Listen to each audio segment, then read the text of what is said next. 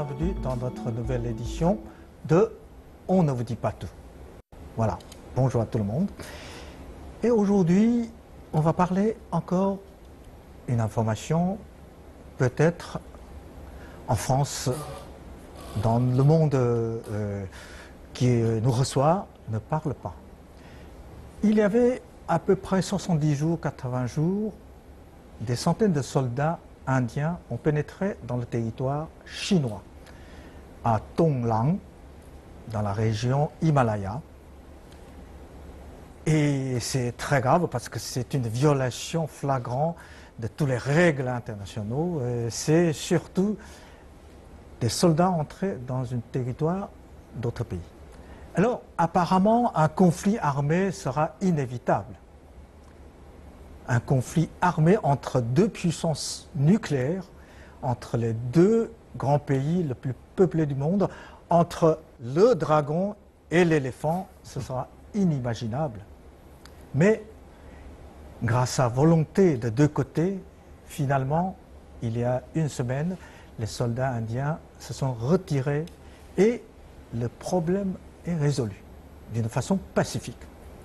Et je me demande, est-ce que c'est un bon exemplaire, un exemplaire très positif pour le monde entier de trouver des solutions pacifiques pour résoudre les différends entre les pays. Voilà, pour essayer de comprendre de cette affaire, comprendre comment ça s'est résolu, je suis très heureux avec deux vieilles amies, deux experts, Ding Yifan, politologue et économiste, qui connaît bien l'Europe, les États-Unis et la Chine, bien sûr, et qui est auteur de plusieurs ouvrages sur les relations internationales, sur l'économie. Bonjour Ding Yifan. Bonjour. Et Richard. Richard est notre vieil ami. Hein. Vous êtes venu souvent pour nous analyser des relations entre l'Europe et la Chine, mais aussi, surtout, sur la Chine. Vous connaissez bien notre pays. Voilà. Merci d'être venu. Merci d'avoir accepté notre invitation. Bon, pour comprendre ce qui s'est passé, je vous invite, comme notre téléspectateur, de regarder tous ensemble cette petite information sur cette affaire. Après plus de 2 mois, l'armée indienne a finalement retiré ses troupes de Donglang, une partie du territoire chinois dans l'Himalaya. Le ministère chinois des Affaires étrangères a confirmé la nouvelle lors d'une conférence de presse lundi. À 14h30 le 28 août, l'Inde a replié ses troupes et équipements côté indien de la frontière. Le personnel chinois a confirmé ce fait. La Chine continuera à exercer ses droits souverains selon les traités frontaliers historiques. Le 18 juin, les soldats indiens ont traversé la frontière avec des bulldozers pour entrer dans Donglang et empêcher une construction chinoise. La frontière a été reconnue et respectée pendant 130 ans par la Chine et l'Inde. La Chine a fait preuve de la plus grande tolérance et s'est contentée d'appeler au retrait des troupes indiennes. Il y a environ une semaine, des escarmouches ont eu lieu entre les deux parties. Beaucoup craignaient une escalade de la tension, mais la crise est terminée et la Chine dit vouloir procéder à tous les ajustements et déploiements nécessaires en se basant sur les conditions au sol. Voilà. Un conflit armé entre deux puissances nucléaires, finalement, c'était une tempête dans une tasse de thé. Ça a terminé. Mais alors, je voudrais poser la question à Ding Yifan. Voilà. Pourquoi entre l'Inde et la Chine, il y a toujours des confrontations frontalières? C'est un héritage douloureux de la colonisation anglaise sur l'Inde? Oui, d'une certaine manière, c'est un héritage de la dispute frontalière entre l'Empire britannique et la dynastie des Qing. Donc ça remonte à loin, parce qu'à l'époque, lorsque les Britanniques ont occupé l'Inde, mais en fait, l'Inde était petit pays, petit royaume, donc occupé par la Grande-Bretagne. La Grande-Bretagne en a fait de cela une grande colonie. Donc l'Inde, avant l'occupation anglaise, n'était pas un empire, contrairement à la Chine. Donc entre tout cela, les relations étaient floues entre maintenant le côté indien et le côté chinois. Les relations, parce que les populations étaient pratiquement identiques dans la région. Donc les relations n'étaient pas comme aujourd'hui. Et alors, donc, ces petits royaumes, ces petits pays avaient des relations spéciales avec le Tibet à l'époque. Donc, lorsque, à la fin de la dynastie des Qing, en 1890, donc la dynastie des Qing a signé avec la puissance coloniale, avec le Royaume-Uni, un traité frontalier sur la délimitation des frontières, etc. Selon cet accord, cette région qui est appelée Tonglang en chinois et Dockland en anglais, était partie chinoise. Donc, mais depuis quelques mois seulement, eh bien, comme les Chinois étaient en train de construire une route dans la région, cela a suscité la suspicion des troupes indiennes, des militaires indiens. Ils pensent que si la route pourrait emmener des troupes chinoises jusqu'à la frontière, ce serait une menace. Donc, et sous ce prétexte-là, ils sont rentrés dans la partie chinoise pour essayer d'empêcher les machines, les bulldozers chinois de continuer de construire la route. C'est assez extraordinaire parce que c'est comme si la France est en train de construire une route à la frontière de l'Allemagne et l'Allemagne dit non, c'est... Oui, non, c'est un peu plus compliqué. En fait, oui. C'est parce que je pense que c'est un peu différent. Mais pour faire la comparaison, c'est comme si, parce que même si l'Inde dit que c'est un territoire disputable, en discussion, etc., la discussion serait entre Bhoutan et la Chine.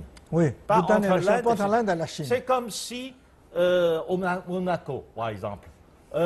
Oui, c'est comme si au Monaco, parce que on a fait quelque chose, et puis les Italiens sont entrés. Ils disent que non, vous n'avez pas le droit de faire ce genre de choses parce que ça va nous menacer. C'est comme ça. Et Monaco dit... C'est un petit peu hasardeux comme comparaison, si vous permettez. Bon, l'Europe en général est un peu indifférent de ce conflit, mais quand même c'est un conflit entre deux puissances nucléaires. L'Angleterre, c'est l'ancien colonisateur de l'Inde, a déclaré pas d'intervention de leur part, et j'aimerais bien, je suis curieux de savoir quelle est la position officielle de la France sur cette affaire. Il y en a ou pas? Non. Mais non, je crois que la France a observé, bien sûr, comme tout le monde, qu'il y avait un début de conflit dans une région montagneuse entre la Chine et l'Inde. Mais c'est tout. Il n'y avait pas grand-chose de plus à en dire, parce qu'on ne connaît pas bien le sujet. En France, mais la France est un fournisseur de armes à l'Inde. Oui, bien sûr, bien sûr. Elle vend des avions en particulier.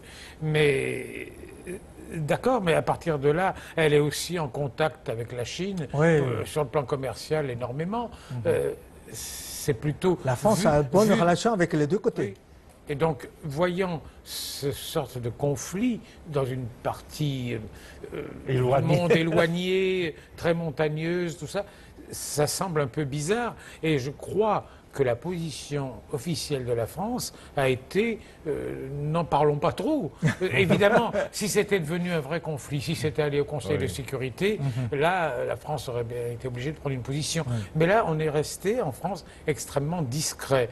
Et ceux qui connaissent un peu le sujet se sont demandé surtout comment est-ce que la situation avait pu déraper de la sorte. Parce qu'il faut bien savoir que l'Inde et la Chine, à l'origine, ont eu depuis toujours de bonnes relations. Et en particulier, lorsque le régime communiste s'est installé en 1949 en Chine, en 1950, l'Inde a été l'un des premiers pays à reconnaître la Chine populaire. Ces deux pays, en fait, a une amitié. En fait. Apparemment, oui. Il y a des tas de choses qui font qu'apparemment, ils ne sont pas si loin. Mais là... on a l'impression en fait que la frontière dans cette partie de l'Himalaya où est le Bhoutan est mal tracée. Il y a quelque chose qui colle pas. Et voilà, c'est sans doute qu'il aurait mieux fallu, je pense, mais c'est difficile d'être plus précis, mieux préparer le terrain du côté chinois en faisant cette route. Cette route, elle ne va pas s'arrêter à la frontière, de toute façon, elle va continuer. Donc, non, il ne traversera pas la... Voilà. Bon, en fait, pourquoi ce conflit, c'est une bonne question. Hein. On va essayer de trouver des solutions. Mais d'abord, je crois, Richard a présenté la position officielle, c'est-à-dire non-position de l'État français. Je suis curieux de savoir aussi comment les Français, en général, les Français comme vous et moi, voient ce problème. Voilà, on va regarder notre deuxième reportage. Je pense qu'en France, on n'en entend pas trop parler. Le seul truc que j'ai entendu, c'est qu'il y a eu une guerre en 62 et que l'Inde a perdu et que ça reste sur le bilan de Nehru comme la grande tâche, la grande honte et que du coup ça reste un problème de fierté nationale. Je ne peux pas m'empêcher de penser qu'il y a un lien entre ce qui s'est passé en 62 et ce qui se passe maintenant dans l'imaginaire collectif. Alors je pense qu'on devrait laisser le choix aux personnes qui habitent là-bas en fait, de décider pour quel pays, à quel pays ils souhaitent appartenir. Donc après bon, c'est très français de dire ça, mais faire un référendum et demander aux personnes est-ce que vous sentez chinois, donc vous voulez appartenir à la Chine ou... Mais après c'est compliqué, je pense. Si j'ai bien compris, c'est une route qui doit passer qui doit arriver, qui doit relier la Chine et un territoire externe à l'Inde et qui doit passer par l'Inde. Ouais. Donc je pense que l'Inde a quand même son mot à dire concernant la réalisation de cette route-là.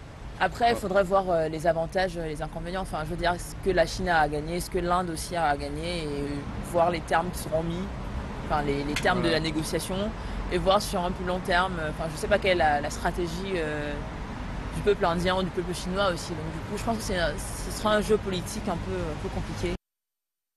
Ce que l'Inde, par ailleurs, ne conteste pas, ce n'est pas tellement la question de savoir est-ce que la route est construite en territoire chinois ou pas. La question est plutôt liée à la sensibilité de l'ensemble de cette zone, proche du coup à la fois de l'Inde, du territoire de l'État du Sikkim, du Bhoutan, et plus généralement du corridor de Siliguri, qui a une place stratégique dans la géographie et la stratégie indienne. Il y a en Inde, notamment de la part de la communauté stratégique, d'une partie de la communauté stratégique, la crainte que, dans le cas éventuel d'un affrontement, notamment dans ce secteur-ci, donc qui est le secteur central, à la jonction entre le Bhoutan, le Sikkim et la région du Tibet, l'impact pourrait être la conséquence pourrait être une occupation du corridor de Siliguri, qui est ce couloir très étroit, par moment de environ 25 km de largeur, qui relie la région dite du nord-est de l'Inde au reste du territoire indien.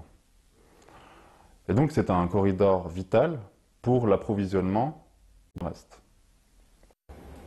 Voilà, c'est assez intéressant. Hein. C'est oui. Surtout le dernier expert, il a trouvé la raison, le corridor qui peut couper les deux parties de l'Inde, etc. Mais la Chine n'a pas besoin de faire une guerre de telle façon.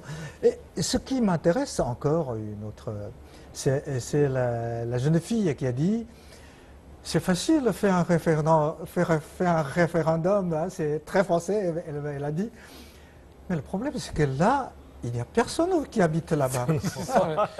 Alors, un référendum limité. Oui, justement, beaucoup de gens posaient la question. Tout à l'heure, Tinfa a répondu une partie de ces... Alors, puisqu'il n'y a personne qui habitait là-bas, puis comment historiquement la Chine considère que ce territoire appartient à la Chine? Non, c'était un accord que la dynastie des Qing, donc notre dernière dynastie, a signé avec... Reconnu par l'Inde, c'est ça? Non, pas par l'Inde. C'était l'accord signé entre l'Empire britannique et l'Inde les n'existait pas, alors l'Inde c'était colonisé par les ça. Anglais. Donc, mais après l'indépendance de l'Inde et la création de la République populaire de Chine, eh bien, en fait, il y a un accord tacite. On reconnaît plus ou moins la délimitation territoriale signée par l'Empire britannique et cela. Donc, jusqu'à maintenant, il n'y a pas eu vraiment de dispute dans la région. Il y avait en 1962, finalement, une guerre frontalière, mais qui s'est passée beaucoup plus au nord, qui n'est pas sur cette partie-là. Cette partie-là n'avait pas de dispute jusqu'à les travaux de construire une route. Voilà. le chercheur français, à la dernière minute, a très bien expliqué les craintes de la communauté stratégique indienne. Parce qu'ils ont peur que si il y a des installations, des infrastructures de transport, etc., jusqu'à la frontière, et l'Inde sera menacée, le corridor vital de l'Inde sera menacé. Donc c'est une considération stratégique, quelquefois, que les Chinois doivent prendre en compte aussi. Et Richard, alors, dans ce conflit, dans ce différend entre les deux parties, finalement, ça a résolu d'une façon assez pacifique.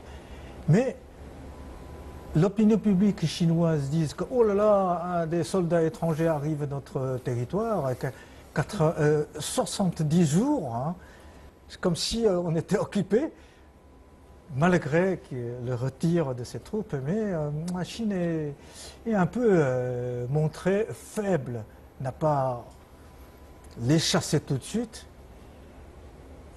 Est-ce que c'est vraiment une faiblesse du côté de la Chine qui n'a pas utilisé la force pour chasser les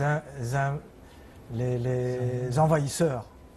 C'est-à-dire, je crois qu'il est essentiel pour la Chine de ne pas apparaître agressive. Au moment où elle se développe, on le voit bien avec les routes de la soie un peu partout. Là, c'est une preuve, hein, la Chine n'est pas agressive. Mais elle a besoin, elle ne peut pas se permettre de chasser les gens qui seraient rentrés sur son territoire. Il faut absolument trouver un moyen de s'entendre dans un cas pareil. Il faut qu'elle donne l'impression, la Chine absolument, d'avoir de bonnes relations avec les pays extérieurs. Mais il ne faut pas oublier que la Chine a résolu les problèmes frontaliers avec tous les pays sauf deux, Japon et l'Inde. Tandis que l'Inde a des problèmes frontaliers avec tous ses voisins. Avec le Pakistan, avec le Bhoutan. Bon, mais une fois qu'on a dit ça, d'accord, il y a des problèmes avec tout le monde, mais ça peut-être se régler. La Chine vend pas mal en oui, Inde. C'est un grand marché. Alors que l'Inde, moins sur le plan économique. Justement, sur ce point, parce qu'il y a toujours un concours, une concurrence entre les deux pays. On dirait que c'est comme si une course entre tortue et le lapin. Hein. Alors, on va regarder notre troisième reportage, parce que ça, économiquement, est-ce qu'il y a vraiment une concurrence entre les deux pays? Voilà. Avant 1978, l'Inde était en effet un peu en avance par rapport à la Chine en termes de revenus moyens par habitant. Mais après 1978, la Chine a commencé à s'ouvrir au monde et a entrepris de réformer son agriculture. Le pays a aussi adopté des politiques favorisant le développement de l'industrie manufacturière et l'accueil des investissements étrangers. À partir de 1978, le décalage économique entre les deux pays s'est donc inversé en faveur de la Chine. De plus, le processus de réforme en Inde a stagné pendant un long moment jusqu'à la crise monétaire de 1991 et l'aggravation du déficit commercial indien qui ont poussé le gouvernement de Narasimha Rao à entreprendre des réformes libérales. 20 ans après, le retard de l'Inde vis-à-vis de la Chine reste très important. Wang Haixia rappelle que d'après les données publiées par la Banque mondiale, le PIB chinois a atteint plus de 11 000 milliards de dollars en 2016, soit 5 fois plus que le PIB indien. De plus, le revenu moyen par habitant en Chine est 4 fois plus élevé que celui de l'Inde. Et l'année dernière, alors que l'Inde occupait la 130e place au classement des pays les plus favorables aux activités commerciales, la Chine, elle, figurait au 78e rang. Du point de vue économique, la Chine est donc très en avance sur l'Inde. Et bien que, selon la Banque mondiale, le taux de croissance du PIB indien en 2016 est de plus élevé que celui de la Chine, l'Inde accuse toujours un retard de développement. Bon, apparemment, tout à l'heure, lorsque j'ai parlé que l'Inde devait être un grand marché, un grand marché pour la Chine, apparemment, Théifa n'est pas d'accord. Mais en fait, oui, si on regarde le volume commercial entre l'Inde et la Chine, il est moins important que celui entre la France et la Chine. Alors que, en nombre de population, la France n'a que 65 millions d'habitants, alors que l'Inde a plus d'1 milliard d'habitants. Et est en train de devenir le premier pays au monde. C'est ça, la population indienne est en train de dépasser celle de Chine. Alors, proportionnellement, le commerce n'est pas très important entre l'Inde et la Chine. Alors, cette concurrence n'existe pas, en fait. Non, il n'y a pas vraiment de concurrence entre l'Inde et la Chine. En fait, au terme au train où vont les choses en Chine et en Inde, en fait, de 2010 à 2015, pratiquement tous les 2 ans, la nouvelle partie ajoutée à la Chine est égale à celle de l'Inde. C'est-à-dire, en d'autres termes, en 2 ans, on faisait une Inde. En 2 ans, on faisait une Inde. C'était ça. Mais maintenant, l'économie chinoise se ralentit. Donc il y a un ralentissement de la croissance chinoise. Mais tout de même, on fait ça en 3 ans. Maintenant, tous les 3 ans, la Chine fait une Inde. Avant, tous les 2 ans, on faisait une Inde. Maintenant, tous les 3 ans, on fait une Inde. C'est-à-dire la distance ne se rapproche pas, au contraire, c'est... Non, non, non. Alors, Richard, puisqu'il n'y a pas de concurrence, il n'y a pas de raison pour la Chine d'avoir fait une guerre contre l'Inde. En fait, la paix entre les 2 pays, c'est bénéfique surtout pour la Chine. Oui, et puis pour la Chine, oui, vous avez raison. Absolument. La Chine a besoin, notamment dans la logique de la route de la soie, de pouvoir se développer vers l'océan Indien, en fait. C'est dans 10 ans, si on fait 3 Indes de plus. On est quand même dans un processus où on voit bien que l'Inde est en train de se développer beaucoup plus que dans la décennie précédente. Oui. C'est donc aussi pour ça, si ça devient un marché vraiment important pour la Chine. Que la Chine a besoin d'y être présente. Il ne faut certainement pas avoir un rapport avec un risque de guerre. C'est certainement c'est vraiment pas nécessaire. Vraiment pas nécessaire. Oui. Aucune raison. Je crois que comme ça, si on regarde objectivement, ces 2 pays, la Chine et l'Inde, qui ont intérêt à bien s'entendre, notamment sur le plan économique. J'ai l'impression qu'en Inde, il y a une sorte de méfiance par rapport à la Chine, et parce que la Chine s'est développée plus vite. C'est un système complètement différent, y compris sur le plan politique. Bien sûr. Donc, ces 2 pays qui, me semble-t-il, ont un peu tendance à se tourner le dos, alors qu'il faudrait, au contraire, qu'ils se comprennent mieux. Oui. On verra dans les années qui viennent si les réalités économiques les obligent, justement, à mieux se fréquenter, à se comprendre mieux. D'accord. Richard avait dit tout à l'heure, il a sûrement raison, dans un domaine, l'Inde va dépasser la Chine, c'est... La démographie. La démographie. Voilà. Et comment voir les experts chinois de ce pays? C'est très peu connu aussi dans le monde. On va regarder notre dernier reportage, les experts chinois. La Chine attache beaucoup d'importance à la relation sino-indienne depuis qu'elle a été rétablie. Voyons quelques chiffres. Par exemple, au niveau de la superficie, la Chine c'est 9,6 millions de kilomètres carrés, tandis que l'Inde fait 2,98 millions de kilomètres carrés. Ce sont 2 grands pays. En termes de population, la Chine compte 1,3 milliard d'habitants, ce qui lui vaut le surnom de pays le plus peuplé au monde. Mais j'imagine que la population indienne va très bientôt dépasser celle de la Chine. Ces chiffres prouvent qu'il s'agit bien de 2 pays immenses. La préservation d'une relation harmonieuse est donc essentielle pour les 2 nations. La Chine et l'Inde sont deux pays en développement. Ils ont vécu des expériences similaires, comme celle par exemple des invasions colonialistes occidentales. Les peuples de ces deux pays possèdent donc des mémoires comparables. Ils ont aussi tous les deux intérêt à transformer la gouvernance mondiale et le système financier international. Je vous donne un très bon exemple, celui de la Banque asiatique d'investissement pour les infrastructures que la Chine a créée et que l'Inde a beaucoup soutenue. Elle est la preuve que la Chine et l'Inde ont un même intérêt à corriger les défaillances du système de gouvernance mondiale. La Chine étant membre permanent du Conseil de sécurité des Nations Unies, son statut nucléaire est reconnu par la communauté internationale. Celui de l'Inde, en revanche, n'est pas reconnu. Mais le pays possède bel et bien des armes nucléaires. Donc il est difficile d'imaginer une confrontation armée entre ces deux grandes puissances nucléaires. Et personne ne le souhaite dans les deux pays, ni les populations, ni les gouvernements. Bon, voilà, je crois que c'est assez comme identique avec Ding Yifan. Hein. Mais qui veut un conflit entre l'Inde et la Chine? S'il y avait un conflit armé entre l'Inde et la Chine, qui bénéficiera? C'est celui qui gagnerait. Ça, c'est difficile à dire avant. Hein. Mais peut-être les deux vont perdre. Oui, c'est ça. Oui. Il ne faut pas oublier aussi que...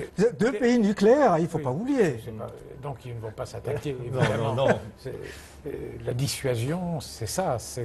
On possède l'arme pour ne pas s'en servir. On a un peu oublié, depuis le début de l'émission, le Bhoutan. C'est quand même lui. Oui, c'est vrai. C'est un petit pays, bien sûr, mais c'est lui qui a fait appel à l'Inde dans cette histoire de route. C'est lui qui a fait appel à l'Inde ou c'est une version là? Il se sent plutôt coincé, comme sandwich. Oui, peut-être. Il se sent un peu coincé. En fait, d'abord, avant le Bhoutan, il y avait le Sikkim.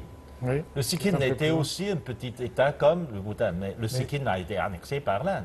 Maintenant, c'est devenu une province. C'est devenu une province maintenant. Mais autrefois, ces petits États himalayens avaient des relations d'affiliation plutôt avec le Tibet. Donc, ils voulaient plus ou moins s'affilier. À l'époque aussi, les Sikkim avaient cherché de l'assistance du côté chinois.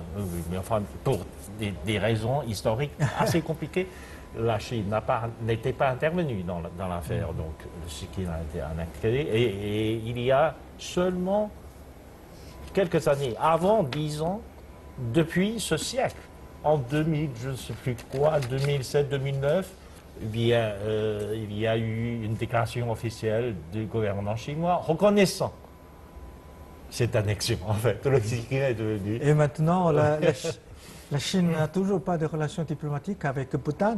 Non, parce que justement, Bhoutan est dans une position très difficile. Parce que, d'une part, militairement et sur le plan sécurité, etc., le Bhoutan dépend entièrement de l'Inde. C'est pour ça que les troupes indiennes sont entrées au Bhoutan sans invitation même. C'est assez curieux, mais finalement, je crois que cette affaire a trouvé une solution pacifique. C'est un bon exemplaire dans la diplomatie pour le monde entier, non? Ah ben bien sûr, il vaut mieux trouver des solutions pacifiques que de se battre. Et là, franchement, je ne vois pas comment ça aurait pu dégénérer, en fait.